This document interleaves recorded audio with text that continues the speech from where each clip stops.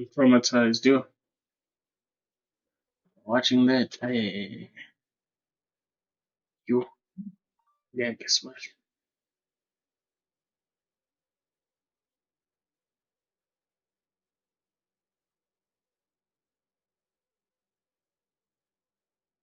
Hmm. I, oh shit. Should I watch this one? Fuck, let me watch it. It's the last video.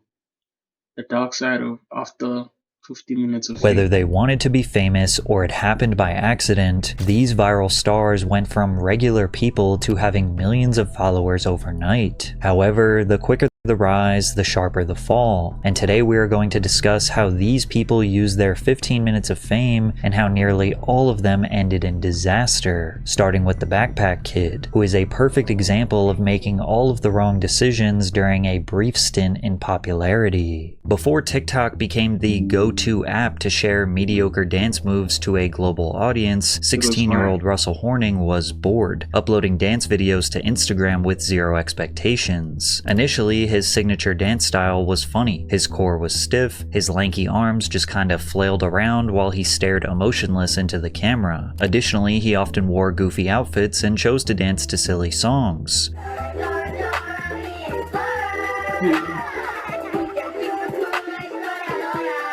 Russell was extremely recognizable after watching just one video, which led to him gaining a small following on IG, but his entire life changed when Rihanna posted one of his videos to her 54 million followers. She tagged Russell in a post celebrating her Grammy nominations, and he gained over 40,000 followers in one day. To capitalize on the momentum, Russell pumped out as many dance videos as he could, skyrocketing him up to over 500,000 followers. There was one particular dance, called the Floss, that seemed to get him the most views, with many people falsely crediting him as the inventor of the move. However, his videos were not getting shared because he was an excellent dancer, but rather because he was a meme. Whenever he did collaborate with other dancers, he was often seen as the weakest one. Despite this, opportunities were being thrown his way because of his follower count, like when Katy Perry personally requested that he dance for her Saturday Night Live performance in May of 2017. Russell absolutely stole the show, flossing aggressively while staring deadpan into the souls of millions of live viewers. He also strategically chose to wear a backpack, rebranding himself as the Backpack Kid. The SNL appearance gained him millions of followers, and the floss became a global dance craze. The Backpack Kid was an internet sensation, but he made a few key mistakes that ultimately led to his downfall. Firstly, Russell took every interview and press opportunity he could get. Viral stars will get thousands of dollars thrown at them just to do collaborations with media outlets, podcasters, or live entertainment companies. So what, you were just getting paid to go show up at parties and shit like that? Yeah, clubs and parties and festivals and performances and stuff. So you just pop out on stage, you do the dance, everybody goes crazy.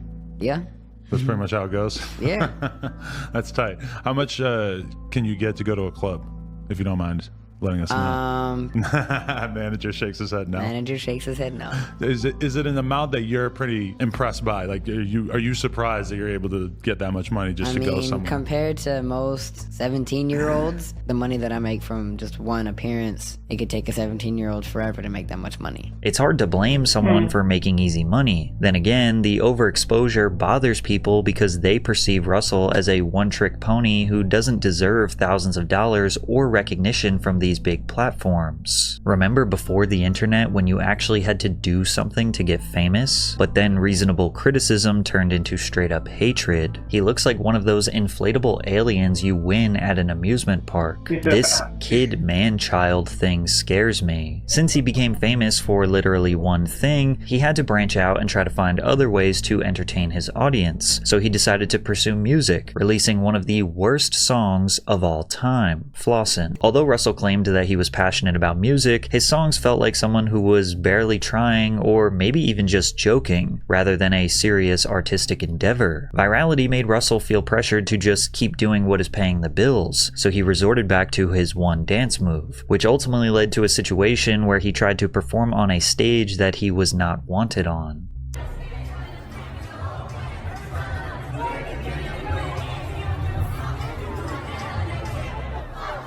Whether it be main character syndrome or just a simple misunderstanding, his dance move lost all of its appeal, and doing it made him seem like he was desperately hanging on to his viral moment, which was made 10 times worse when he filed a lawsuit against Fortnite for putting the dance in their game. It was really my mom and my management that did the lawsuit. I'm kind of just a kid having fun in life. I'm just letting the adults do all the busy work. I don't really know the law like that, so I can't really say if they're like taking advantage of me or anything like that. But like from a mom standpoint, like a manager standpoint, they think that they're taking advantage of me. A couple days after the lawsuit was filed, videos dating as far back as 2011 were resurfaced showing people who were doing the dance long before the Backpack Kid. Simply put, he did not own the dance, and many viewed it as one final attempt to cash in on his fading relevance. Unsurprisingly, Russell and his team voluntarily dismissed their lawsuit shortly after. The Backpack Kid's 15 minutes of fame were officially over, and despite being hated by the masses and falling off to the point where he receives less than 1,000 views per video, these days, Russell actually seems happier than when he was at his peak. He is pursuing music more seriously and remains dedicated to pushing out a positive message to the world. But as I got older, I started having a more mature mindset on money. I realized that it's important to choose good decisions on how to spend your money.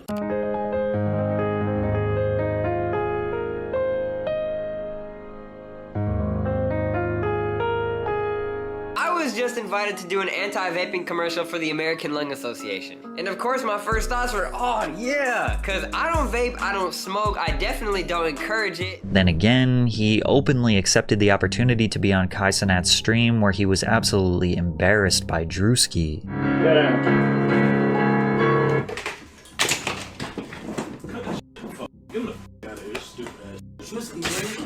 Sure, this was just a skit, but Russell was the butt of the joke once again. Becoming a viral star at age 16 is definitely difficult to manage. Maybe he was just young and misguided. However, the same justification cannot be made for Salt Bae, who is a grown man that should have known better than to be acting like a fool. In 2017, a video of Turkish chef Nusret Göçe went viral of him dramatically slicing steak, then sprinkling salt from his fingertips down his forearm and onto the meat. What made this so ridiculous was his dedication to making salt sprinkling look like some sort of fancy artistic technique. Combine that with his handsome Johnny Depp resemblance, and the internet gave him the nickname Salt Bae. Salt Bae didn't just embrace the meme, he became it. He continued posting obnoxious videos of him caressing raw meat, dancing with raw meat, and of course his signature salting. He was shouted out by celebrities like Leonardo DiCaprio, Drake, and even cooked for the King of Jordan. The internet fame didn't just gain him followers, it launched his career as a global restaurant owner. He launched and expanded his Nusret Steakhouse empire to over 20 locations worldwide, racking up tens of millions of dollars in revenue. However, with more exposure comes more criticism. Many began to wonder if he was actually this mystical, passionate culinary artist, or just another guy trying to cash in on some fame. One major critique was the outrageous prices at his restaurants that had patrons feeling more scammed than served. Take the Salt Bae Golden Experience, for example, where Salt Bae will personally serve you your food with a show. A single tomahawk steak costs nearly $1,000, and a burger will set you back almost $200. Now the prices are so high because the food is covered in edible gold, which sounds fancy until you find out that the gold is worth a measly $10. Then again, rich people blowing insane amounts of money on dumb things isn't exactly shocking. If anything, it fits his brand perfectly. This is the guy who made something as simple as sprinkling salt look like Michelangelo chiseling the final details onto David. However, the real reason people turned on Salt Bae was much more embarrassing than a $200 burger. At the 2022 World Cup, after Argentina defeated France, Salt Bae somehow ended up on the pitch celebrating the victory with the team. How did he even get there? Cameras caught him pulling on Messi's arm, practically forcing him into a handshake. Messi, the greatest football player of all time, clearly was just wanting to move forward, but Salt Bae would not let go. Messi finally gave in and shook his hand just to get it over with, but Salt Bae held on tight and pulled him into a photo. You can see it all over Messi's face that he had no idea who this guy was or why he was even there. It was clear Salt Bae was trying to steal this big moment for himself, but it gets worse. He grabbed the World Cup up trophy like he won the damn thing, and even did his signature salt sprinkling move over it. As if that wasn't cringy enough, he was posing for pictures with players with their medal in his mouth. These players dreamed and worked their whole lives for this once-in-a-lifetime moment, only for some clout chaser to steal some publicity to promote his overpriced stakes. He responded to the backlash with an apology, claiming he didn't step on the pitch for advertising reasons, but the damage was already done, and Salt Bae's 15 minutes of fame were over. Salt Bae has shut down multiple restaurants after the hype has died down. Many of his remaining locations are drowning in poor reviews, and his London restaurant is down 4.3 million euros as customers have realized his food is way overpriced. Salt Bae has resorted to selling his high-end food online now. In May of last year, people started to notice that his steakhouse was listed on Deliveroo and Uber Eats, selling his Salt Bae tomahawk for $500 and a strip loin for almost $900, proving he really hasn't learned from his critics. Then again, there are plenty of rich people out there willing to waste money on overpriced food just because they can, and his virality and social media following alone will easily keep him in business for the rest of his life. But if you think Salt Bae was making a fool of himself, it doesn't even remotely compare to the Island Boys, whose fall off is much more disgusting than you could ever imagine. The Island Boys are a duo made up of twin brothers Alex Fly Soldier and Frankie Kodiak Red, two aspiring Florida men covered in face tattoos who blew up overnight in 2021 after they posted a TikTok video of them freestyling in a hot tub. Oh, I'm an island boy. I'm a just island boy. I'm a just island boy. I'm a get Kiwi guy. People couldn't decide if the tune was the worst thing they'd ever heard or low-key kind of a banger. I'm an island boy.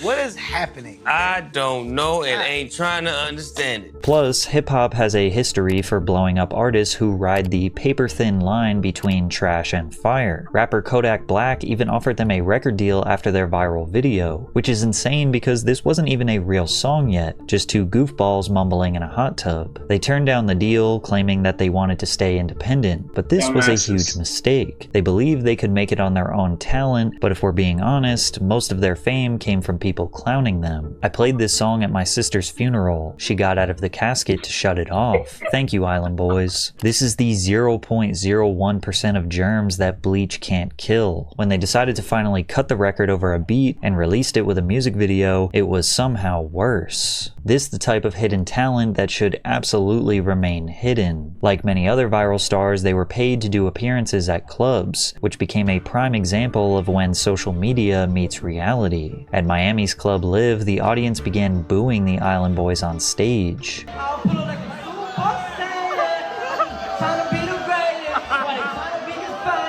Once music fans realized the Island Boys had no capability of making a somewhat decent song, there was really no reason to pay attention to them, and their 15 minutes of fame was about to be up. The boys needed a new way to profit from their fame, so they began selling personalized videos to fans on Cameo, which apparently was very lucrative according to their previous manager. They owe me about like $150,000. From what? Your percentage of the Cameo money? Yeah. Is that the only money they're bringing in? Mostly, maybe a little bit on TikTok, but I mean, it's pretty much run dry at this point. Right. How many Cameo? Estranho. Estranho. Is it? É o nosso. I think it's correct.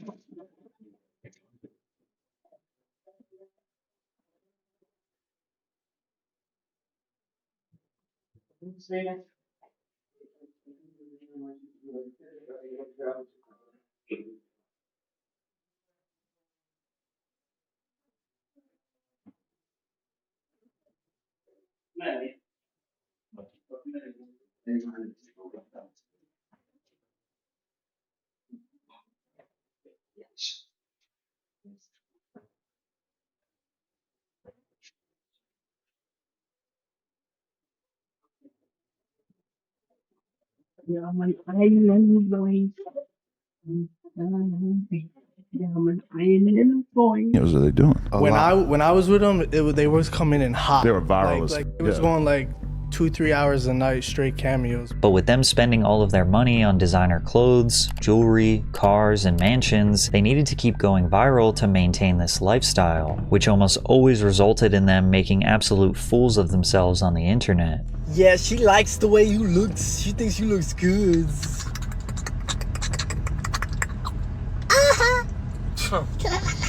They also might have needed some money to hire security because the gangster persona was not convincing enough.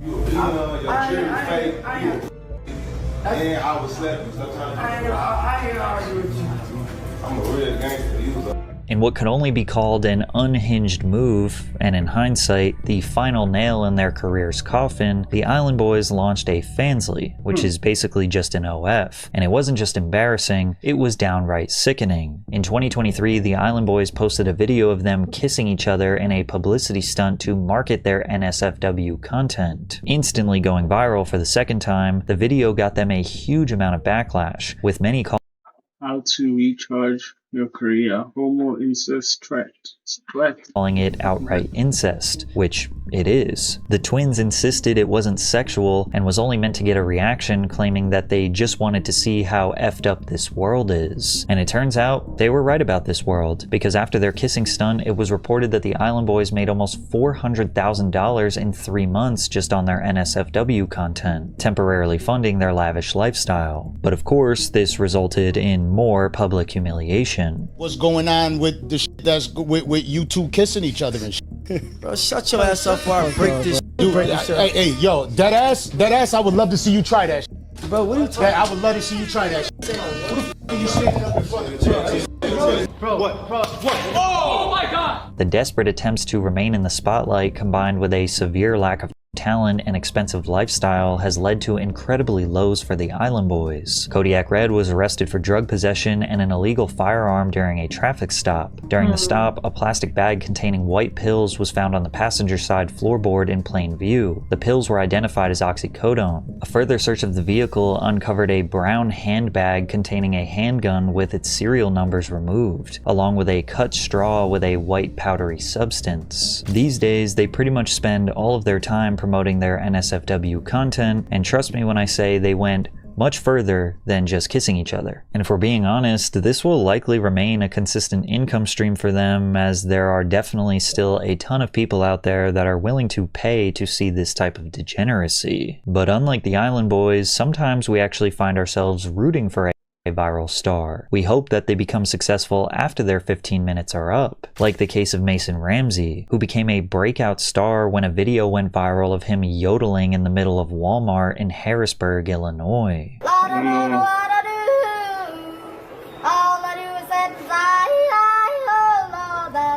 The clip racked up tens of millions of views in just a few days, turning the 11-year-old Mason into a worldwide meme. Not only is yodeling kind of objectively hilarious, but a child singing a song that was 70 years old was oddly charming. Because of his viral performance, the original song, Hank Williams' Lovesick Blues, skyrocketed all the way to the 3rd spot on Spotify's Viral 50 chart. Within weeks, Ramsey was sitting across from Ellen DeGeneres, who got him invited to perform at the legendary Grand Ole Opry. From there, he was embraced by thousands of fans while performing at Coachella.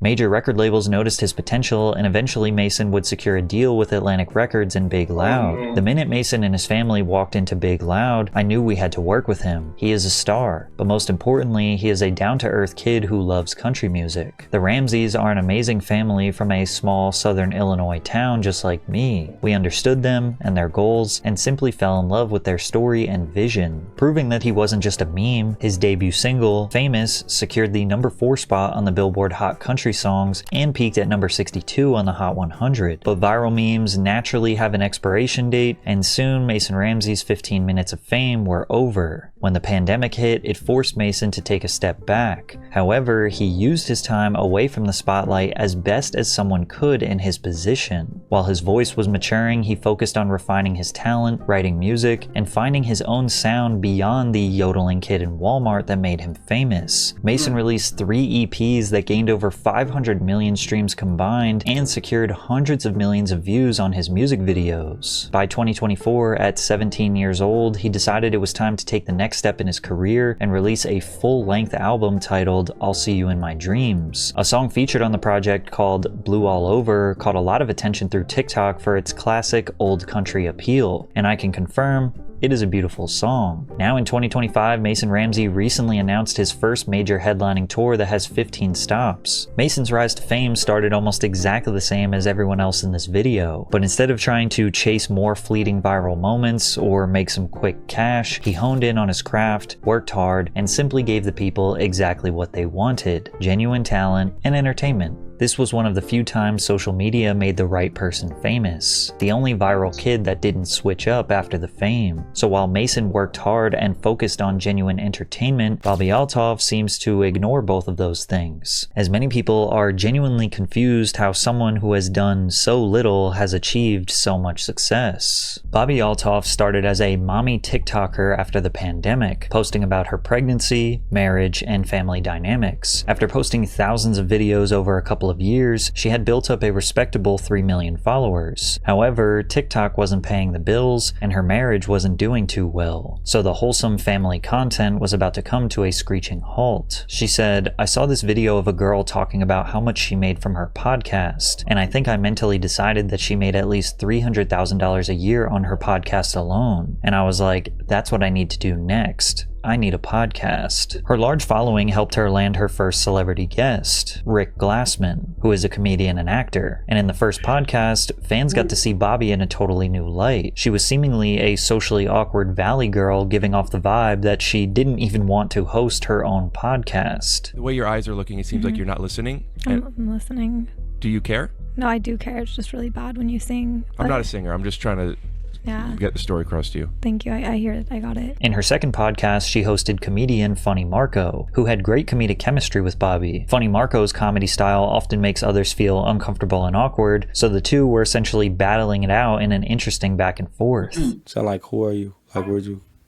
Who am I? Yeah. Is that a serious question? I have more followers than you on TikTok. Marco's humor combined with Bobby's dryness and innocent personality makes this so hilarious. Highly entertaining. The episode quickly earned nearly 1 million views, and clips of it made the rounds on social media. The mini virality caught the attention of Drake, who followed Bobby on Instagram. I DM'd Drake and asked if he wanted to be on my podcast, and he said yes. He sent me his touring schedule, and I knew that I needed to make it happen fast. So my friend and I flew to Memphis 2 days after the original DM was sent to record the episode. Her podcast with Drake earned 1 million views in the first 24 hours and introduced her to a massive mainstream audience. Drake rarely does interviews, so this one, alongside some random girl while laying in his bed, made people extremely curious. Am I your type? I'd do it. Thank you. I'm just saying, like, you know. I flew all the way here. You did. I really do appreciate on my daughter's that. first birthday. I wasn't going to bring that up. Mm-hmm. You missed your daughter's first birthday for To be here. Dark. Regret that you'll never be able to undo. Yeah. Horrible parenting. Where's your son? Somewhere safe, and it's not his birthday. When's his birthday? What does it matter? It ain't today, honey. Don't call me honey. Clips of their awkward interactions flooded TikTok, and overnight, Bobby Althoff became a household name on social media. After the Drake episode, securing high-profile guests became easy. She had on Lil Yachty, Tyga, and even Mark Cuban. Her style of bored, sarcastic humor became her signature, and people seemed to love it. But just 3 weeks after the Drake interview was posted, which now had over 10 million views, it was mysteriously deleted from her page.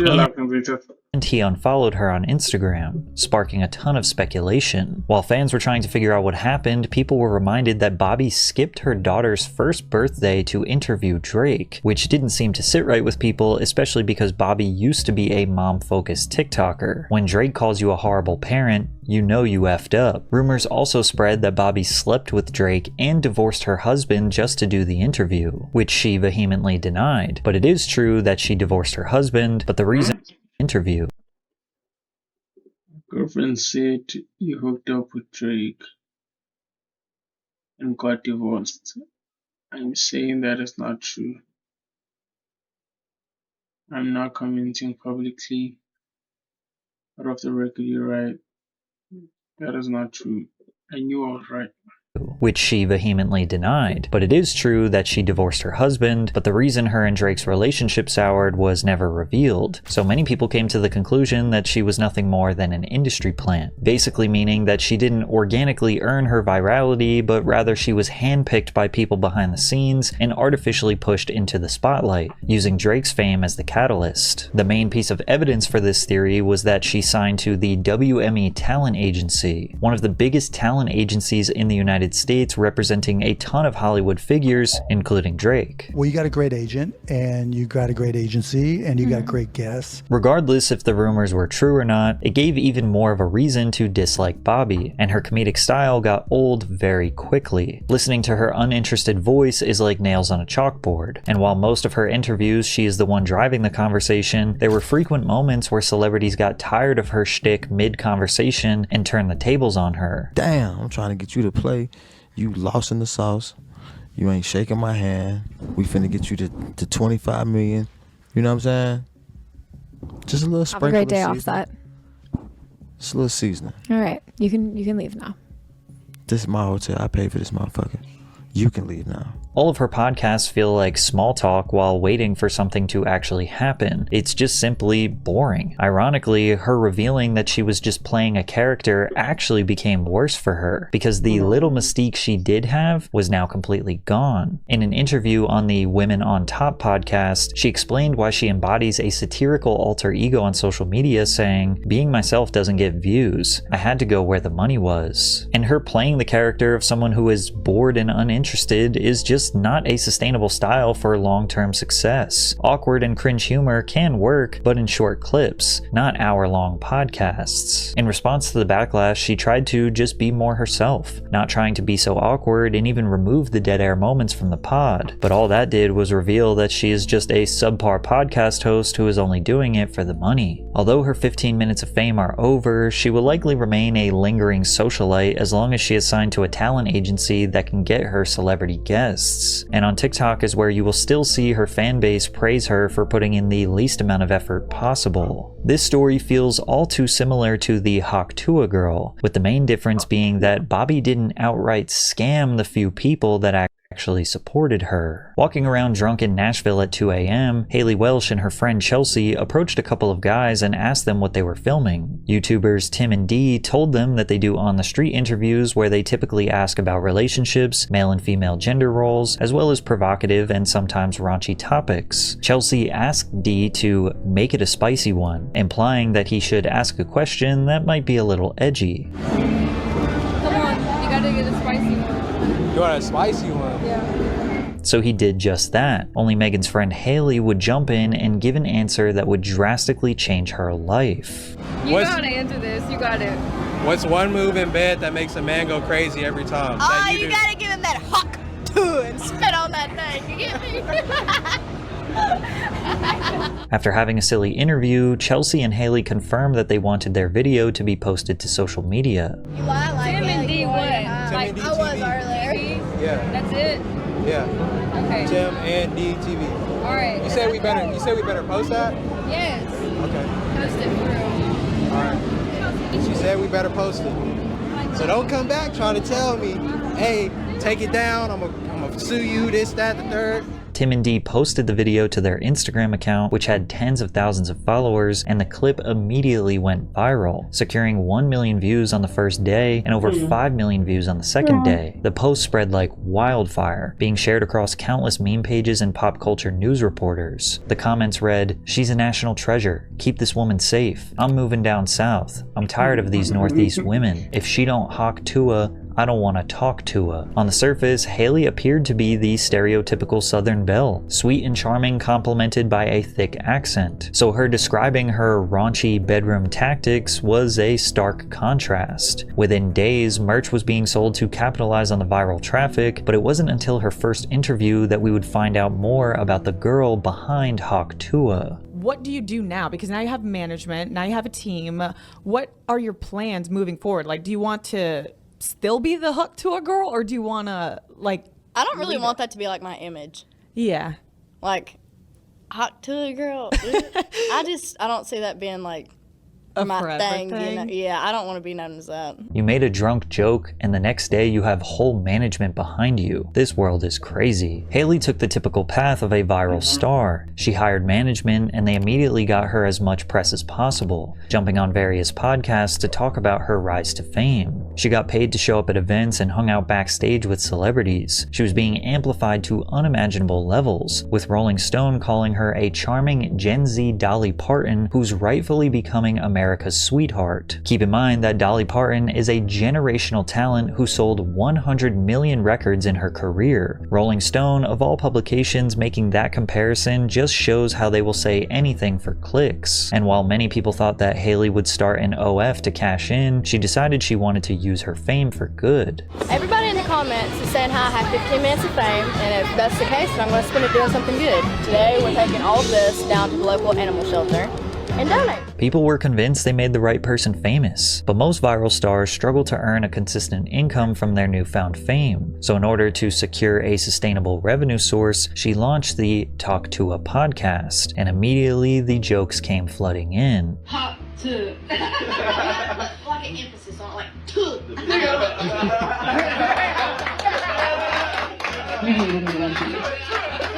Once the whole "I'm just a normal girl whose life changed overnight" story ran its course, she tried to keep viewers engaged by dropping hints that she had a secret lover that she called Pookie, but it just wasn't interesting enough to get people to watch. Can we go back to what you said? You're dating somebody? Do people know this? Well, I wouldn't say dating just yet. Is this Pookie? It's Pookie. Shut the heck up. That's my man. No, it is. That is my man. Officially. What if Matt Rife came in and asked you to date him? Would he be your ex-man? Oh, shit. You're putting me on the spot here. I'm sorry. I love you, Matt, but I'm going to kick your ass to the curb. Her comment section was flooded with people sarcastically saying that the podcast was groundbreaking and changed their life. I'm convinced that the only reason why this podcast had decent viewership is because of the massive amount of jokes dedicated to making fun of watching the Talk to a podcast. But perhaps people were being a bit harsh on Haley. Sure, she may have been milking her 15 minutes of fame, but can you blame her? If people wanted to watch hours of her podcast and get to know her, then so be it. It's not like she was harming anyone, right? Wrong, because Haley would make a decision that would officially destroy her career. On December 4th, 2024, in collaboration with the Web3 platform Overhere Limited, Haley launched her own meme coin called Hawk. The coin was marketed as a revolutionary cryptocurrency project. Within 15 minutes of its launch, it hit a $490 million market cap, but then it crashed. It was revealed that 97% of the total supply was initially controlled by just 10 people, leaving only 3% for public buyers. A total of 285 investors took part in the pre-sale, but once trading opened, 30% of them immediately dumped their entire holdings, while another 23% offloaded a portion. This sell-off tanked the token's value by over 90%, while the sellers walked away with an estimated $3 million.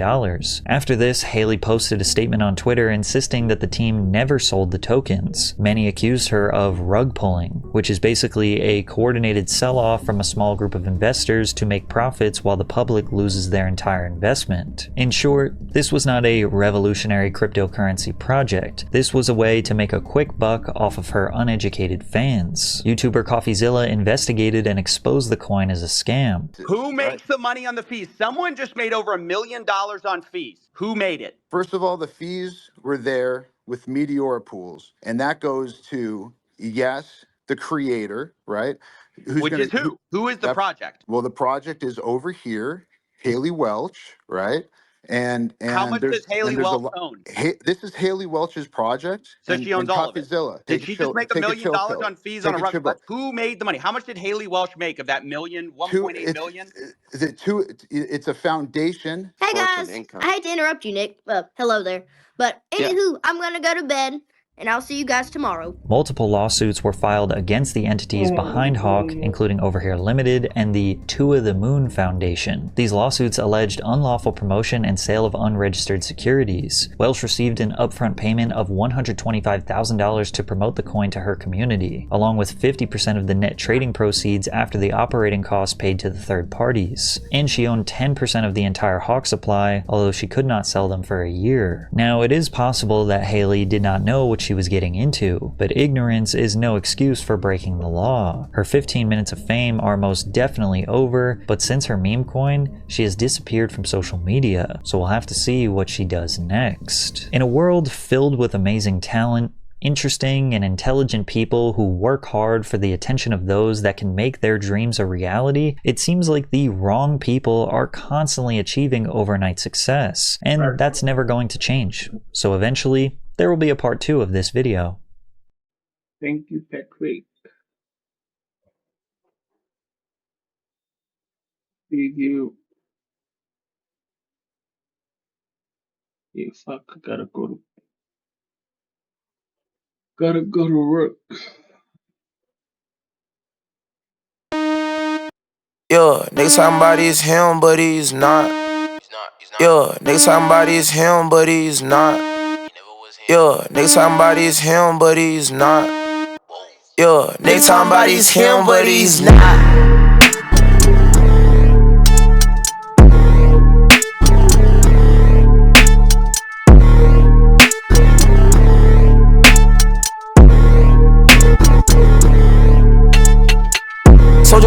Soldier man, oh my god, bitches young soldier man, come say hi to my Glock. Whip is full of doper man, I put chains on my dogs. I never bow down for a man, but I send prayers to my ops. Stick go pow pow little man, chow chow little thot. Yo, I'm getting chicken chow man, I'm about to chow yo thot. Yo, I met her at the parkade, I'm starting to feel like a lot, I'm starting to feel like a slave. The way that I play with the odds, I'm in a boss like a pirate. Orlando, she like it. You're on a militant Viking, commando. You're dying, I'm booming, I'm shining. Your room, need some lighting. I'm starting to feel like Rocky.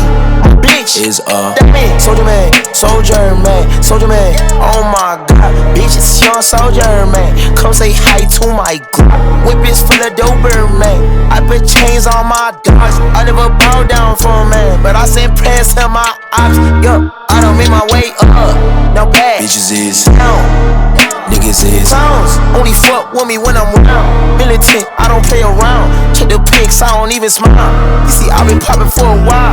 Haters by the river in the Nile. Down, haters by the river talking shit. I was chillin' in the mosh pit.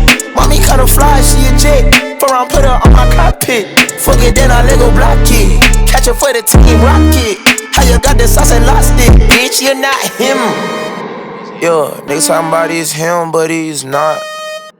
Yeah, niggas talking about he's him, but he's not. Soldier man, soldier man, soldier man. Oh my god, bitches young soldier man. Come say hi to my Glock. Whip is full of doper man. I put chains on my dogs. I never bow down for a man, but I send prayers to my ops. Soldier man, soldier man, soldier man. Oh my god, bitches young soldier man. Come say hi to my Glock. Whip is full of doper man. I put chains on my dogs. I never bow down for a man, but I send prayers to my ops.